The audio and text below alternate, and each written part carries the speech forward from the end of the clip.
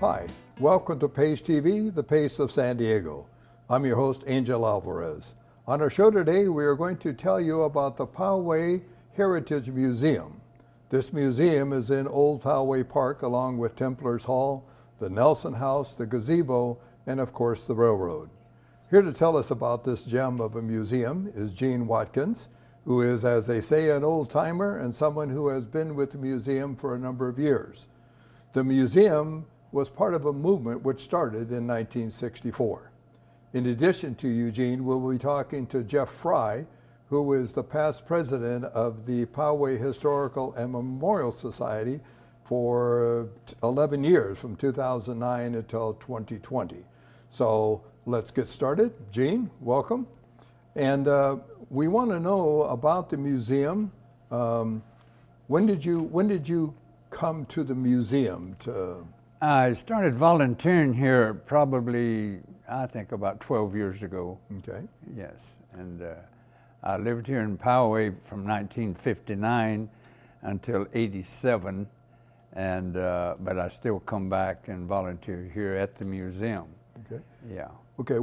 Now? How did you get? You said that you came here. Where did you come from? What was your background? And well, if you want to go back, I'm 94 years old, and I come off of a sharecropper's farm in North Carolina, and I joined the Navy. I got tired of looking at the mule's rear end for a compass, so I thought I would get away. So I come to California, and I was always home ported here. For 9 years, I was in the military. And I got out, married, had a son, and I lived in San Diego. And I come home from work, my wife one day said, "I found this place in Poway." I said, "Where in the heck is Poway?" And so anyway, we had dinner, and she said, "Over the next hill, over the next hill." So we got here, and we purchased this home in 1959. And it was a great place. There was only 3,000 people here at the time, no high school. The 3,000 people, they might have counted a dog or a cat or something to get to 3,000, but anyway, that's where that's how I got here. And working here in the museum has always been a pleasure. What is life? It's people. I enjoy being around people, and you meet all types of people when they come here. And so that's a little bit of background. Background idea, okay. Now, what kind of things does a museum offer for people to see? I mean, I always think of museums, and I've been through this one, and it's very interesting, but it looks at the past. Is that what you see, the purpose of the museum? Oh, yeah, things that I enjoy, other than the people showing them things, like that cash register over there. That's an old cash register. The kids will come in, buy one of the little horses or something we have, and I always let them come around, and I'll open the cash register, and they get really amused out of that. But the main thing that I really enjoy doing is showing the classroom. See, in the classroom is like where I started the school in 1936, and there's a hole in the desk. And I'll always ask the question, "What's that hole for?" And they'll all look at me, you know, and I'll tell them, that was the inkwell. And that's where you dipped your pen in and got to do your writing. And about 1939, I was around 9 years old, I saw my first ballpoint pen, and I thought that was the greatest invention that ever come along. People would get in trouble a little bit in this classroom. There'd be some girl sitting in front of a boy, and she had pigtails, and he might dip her pigtail into the ink. And so things like that are what I enjoy around here. Okay. Working in a museum, so then what kinds of things do you do? I mean, are you just here to answer questions for people? Basically to answer questions. We do have a few things for sale, and to try to raise a little money for the museum. Okay. And there are a lot of things like those bonnets up there. There's a lady that makes those and brings them in free, and we sell those. And like I say, when I sell something, that's when I use the cash register for the kids. Yeah, but that's interesting. I noticed there's some old phones in in the museum. So that, do you get many questions about those, or do Oh the yeah, kids? yeah. To me, a dial phone is a modern phone, but to them, that's fascinating where you dial the number. I grew up in a rural area where you know, you picked up the phone and so-and-so rang twice would be yours. And people down the road would be 3 rings, that would be theirs. And well, when it rang, most people picked them up. Everybody knew what everybody talked about. And, yeah, that type of thing. Well, they had party lines. Oh yes, that's what it was. Everybody in the neighborhood was on that party line. So Yeah, and we did not have a phone, and we didn't have running water or, you know, lights. But I remember being in the field with my dad, and Mrs. Lackey had a phone, and he wanted something, I don't remember what it was, and he told me exactly what. He said, go up to Mrs. Lackey and have her call so-and-so. I went up there, and she was working in the garden, and I stood there for a minute, and she said, Gene, could I help you? I said, Daddy wants you to call so-and-so, and I remember quoting word for word. She said, well, the phone's on the back porch. And I still don't remember if I used that phone or not. It was, but that's going back a long ways. yeah. Okay, where do the exhibits come from? I mean, how do people? People bring them in through the years. Just about everything in here is someone has brought it in and donated it. Okay. And there's a lot of old stuff that I recognize, like back in the corner has a lot of stuff about the dairy.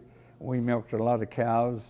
You have a separator there, and the separator was to separate the milk from the cream. That's how you got your cream. Okay. And you done it with speed. You cranked it. And there's many things in here that I used as a boy. Okay. It's just like hanging there on that wall is a double tree. A double tree means you can hook 2 horses to it. Okay. And if you see one single tree, that means it's only, you hook one horse. You only had one horse. Yeah. The schoolhouse, or the schoolroom that is here. Yeah. Is that a very realistic? Yeah, realistic and. Yes, it is. It's very realistic. That's why I enjoy it. You didn't see in the rural schools like I grew up in, they would have 2 or 3 grades in one room. Right. And you have up there we have small desks, and then the mediums and the bigger desk. And it was, and you know, boys will be boys. I can remember you always had a bell. You'd ring the bell, you know, to start school and stuff. And the boys would climb up there and put a sock on the bell and it wouldn't ring and stuff like that. So, okay. Yeah. What are the other things that you find most interesting here in the museum? Different people are, they look for different things, and I think they really, different people enjoy different things. Okay. Yeah, okay. And a lot of it has to do with age group.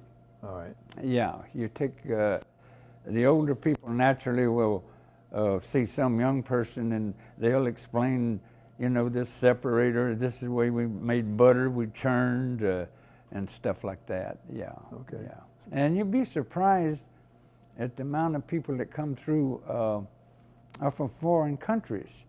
For an example, one Saturday here, I remember this young couple come in, and he was asking questions and stuff, spoke very good English, but his wife or lady friend, whoever it was, I noticed she didn't want to speak much, and he said, well, we're from Russia.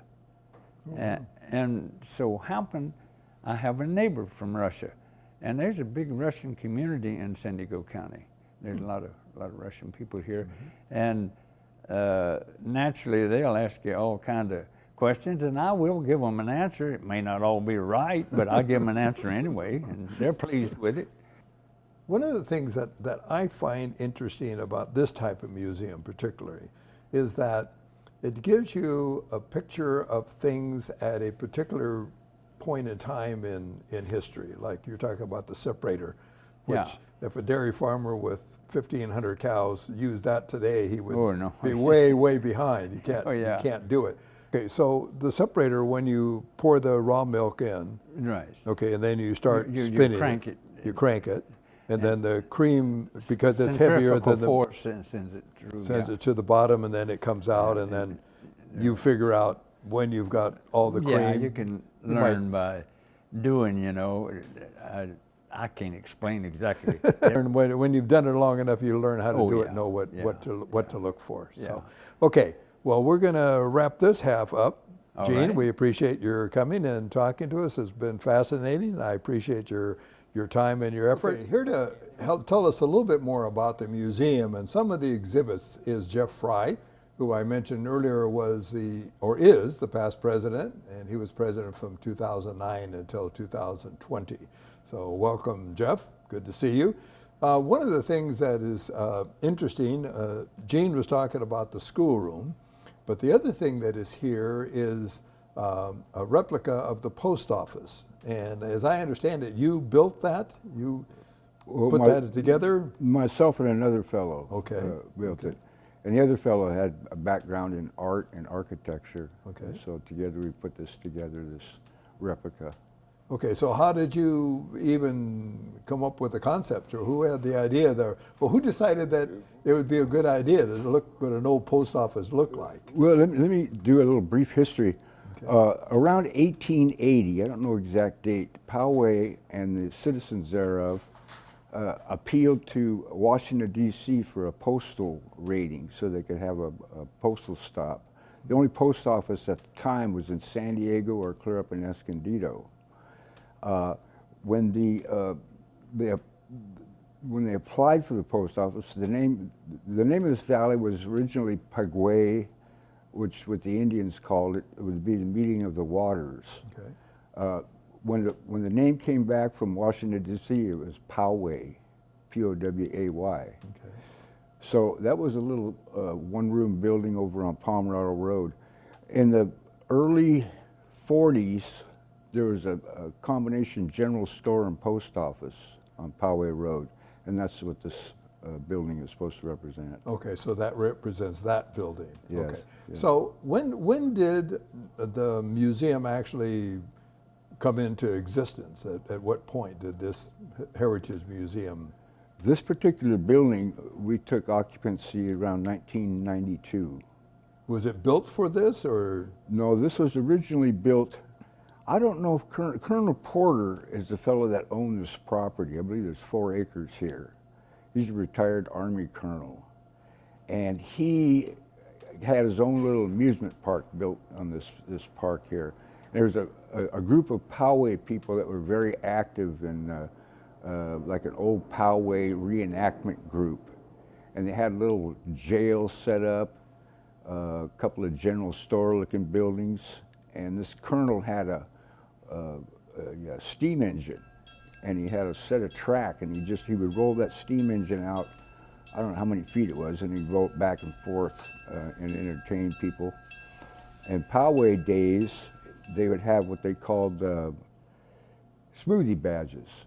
The custom was for the group of people that were really active in Poway in those days was to grow facial hair for Poway days. Oh, okay. And just for a gag, they'd go around to people they knew. If they didn't grow hair on their face, they'd arrest them. And they had a mock-up jail and everything. So anyway, Colonel Porter passed in the 70s, and the city bought this property in 1986 and started renovating it. But originally it was, in this building here was an Elks Lodge. There was an ice cream parlor here. The hamburger factory was in existence. Okay. At that time, yeah. But it wasn't until 1992 the city kind of renovated the entire park and made this our Heritage Museum. So as I understand it, there was a movement at one time to try and get a railroad stop in Poway, and then I understood that because people thought that the railroad was going to come here and have a stop, that this would be a great place to come and live and buy a house, but then the railroad never came. But we have the little short track that runs around the park that somebody brought an engine in with parts of the, how did all of that come about? In the 1890s, there was a proposed railway through Poway. Well, it would be north-south from San Diego to Escondido. The way I understand it, there was a recession in the 1890s. Okay. And what they call the gay 90s? It turns out there was a recession, the way I heard it. Okay. And so the railroad fell through, and as did the housing developments. Okay. And the people continued to take their produce to either to San Diego or to Escondido to ship it. That's what happened. Okay. Now, I think it was the 1940s, Colonel Porter bought this property, a 4-acre parcel, and he owned this steam engine. And it was for his own hobby and amusement. Okay. But he had a set of track, and he only ran the track linear. I never saw it personally, but you know, he'd bring that steam engine out when the people would come by and everything, and he'd run it down the track and he'd run it back to where he had it set and everything. He passed in about 1976, I believe it was, and the locomotive stayed here. And in 1986, Poway bought this property, the city of Poway, and they bought the old steam engine. Oh. Okay. And then there was a group of volunteers that put together the circular track that's here now, and had their own club, the Railroad Club. And Well, let me stop you. So when the city of Poway bought it, was it still just a linear track? So they just went back and forth. That was it. Yes. Oh, okay. It wasn't until 90s they started to develop this park for the community. Now, how big a parcel was this? I believe it's 4 acres. 4 acres. Okay. Yeah. Okay. And then they put of course, the circular track in. And they started to sell tickets. They picked up other implements, you know, cars to be tugged along by the locomotive. Oh, okay. And a couple other vehicles. And they alternate vehicles on weekends. Well, because I was here a couple weeks ago, and they had an old trolley car from San Francisco. Right, they have a trolley car from the 1800s from San Okay. Francisco. Okay. And what's the other vehicle they have? They call it a runner. I think it was basically used to transport laborers on the railroad, that were working on a railroad. Oh, okay. They've got it dressed up nice, and, you know, for giving people a ride around the park. Okay. The kids enjoy it. Yeah, yeah. I was here, like I say, a couple weeks ago on a weekend, and there was a huge line of people trying to get on the trolley car, and I thought, well, that's pretty cool. That was one of the other things I was going to ask about. Gene, when we were talking to him, mentioned that there's a few things that you sell, but where else does a museum get funding? I mean, how does a museum keep going and keep the lights on and keep this building clean and all that goes with maintaining this property? Yeah, we're strictly a volunteer organization, and we have donations. We have tour groups that will contribute. We have When you say tour groups from where? Well, they Who organizes the tour They could groups? be senior groups. Okay. We have an arrangement with the city of Poway and the Poway Unified School District, and us, the Poway Historical Memorial Society. And in the spring, the 3rd graders will make a trip to the museum and the park, and they'll go to the Nelson House. They'll come to the museum, and they'll take a ride on the train. Oh, cool. And that there's some funds that come from that. We also apply for grants. The county is real generous with a community enhancement grant, San Diego County. Okay. It's an annual thing. Okay. So you get money that way. Right. Okay. Now we also in the past, depends on our volunteership and our board membership, how active the people can be, you know, or want to be. And we've had rummage sales have been very successful. You know, to make some money for us. So. Okay. So you have various ways of funding what's going on. Yeah. Okay. I was asking Gene about it. What is one of your favorite things in the museum? I mean, obviously the post office, because you helped build it and design it, but what else? What other things do you think you would like people to see and understand about how it worked or what it is or how to use it or that sort of thing? Yeah, I agree with Gene on that. It's the people that come through. Okay. It's the working with the public and serving the public with this museum and offering the brief glimpses of Poway's history Okay. Yeah. is my favorite thing. Okay. So you again, for both of you, is just meeting people and discussing it and answering their questions on People, when they say, "Well, really, they had this back then." Yeah, people tend to get very, very enthusiastic or passionate about, like for instance, the cream separator. You know, people from their youth, they remember that, and they get very passionate about it. But it's true of several things: the old phone, the classroom, it goes on and on. Okay, so things that people remember from their youth, like Yeah. Gene was talking about the DoubleTree, and people that had to use a horse or mule or oxen or whatever and knew what a DoubleTree was, because Yes. kids today would not know what a DoubleTree was. They would think it's two trees. No, that's true. Okay. But you know, old Poway residents will come through, and then they'll see something that will spark a memory, and they just bubble over with passion, you know, Wow. to discuss things like that. Okay. We've got a very, very good, extensive collection of artifacts and documents in the back we offer for the public's use. If that's- Yeah, I saw that you've got a lot of pictures, a lot of photographs of this area and different phases and different periods in time. Yes, the So- photographs and Okay. all the way to Kiwanis Club meeting notes and stuff like that. Oh my We've got gosh. collected. Oh, So wow. Wow. Okay. now I wanted to mention, Ernie, the other thing, but we were talking a little bit ago about the people seeing something that will stimulate their memory, or the young people today, they see some of this old physical manual equipment and everything. You know, everything's going electric and digital these days. So it's the young people that really get an experience coming to Old Poway Park.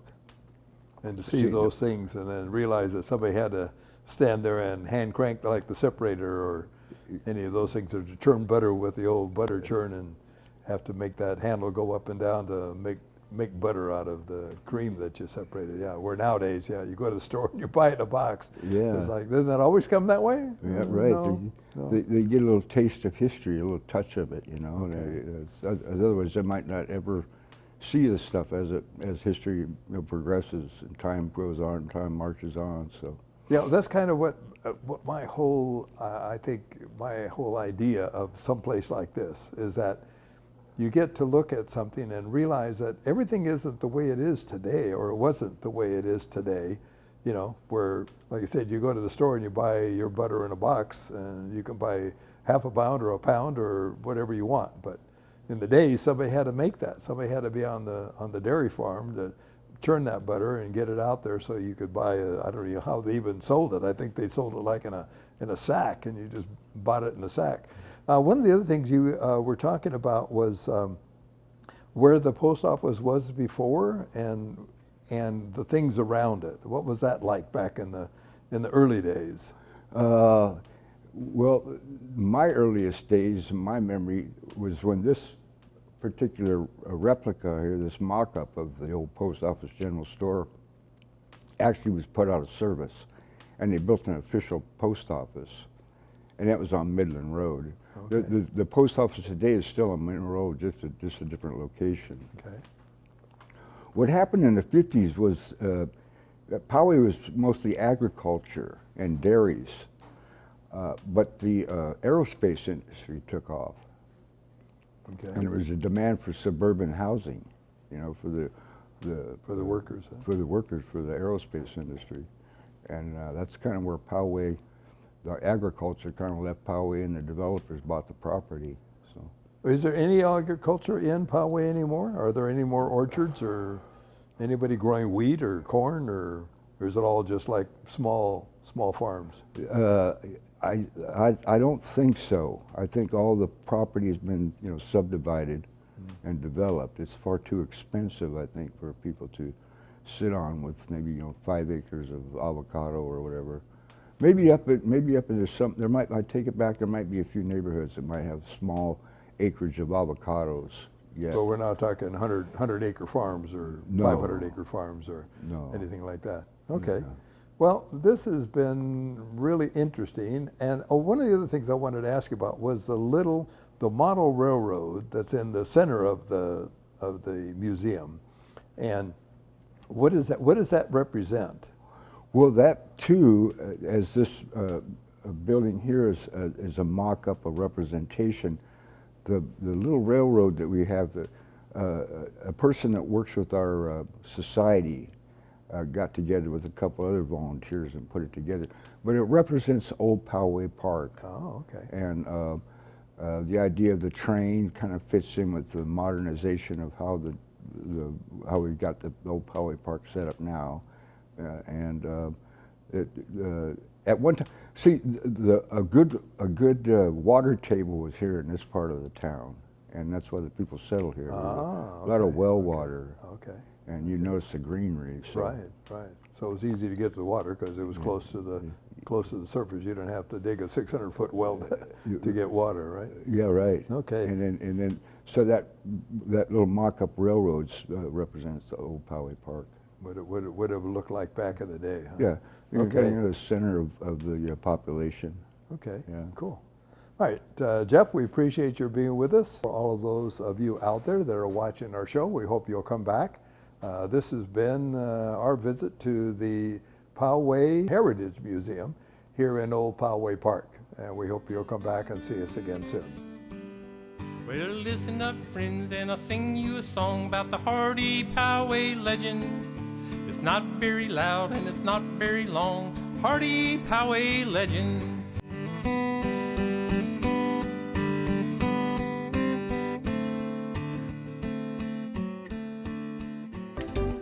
We appreciate your interest in PACE TV, the Pace of San Diego. Our all-volunteer seniors group at PACE TV has been in existence since 1978. Throughout those years, we have produced 1,000 shows about San Diego and topics of interest to our community. During COVID, we lost our free public access studio space and were forced to reimagine the way we produce our shows. As a result, we've created a small studio and have been rebuilding from the ground up in order to continue our mission. We are seeking funding to acquire equipment and ultimately have access to a larger production space once again. Over the last 45 years, we've been honored to serve San Diego County in this way and to see the impact many of our shows have made. Your donation will allow us to continue producing high-quality shows as well as train new seniors in all aspects of production and disseminate valuable information to the San Diego community. Your sponsorship lets your community know that you not only support our quality local programming, but also the many nonprofit organizations we feature, while also giving voice to the largest underserved population in San Diego, its seniors. We greatly appreciate all donations, large and small. Please go to www.pace-tv.org to donate or sponsor today. Please email us at info@pace-tv.org. We'd love to hear from you.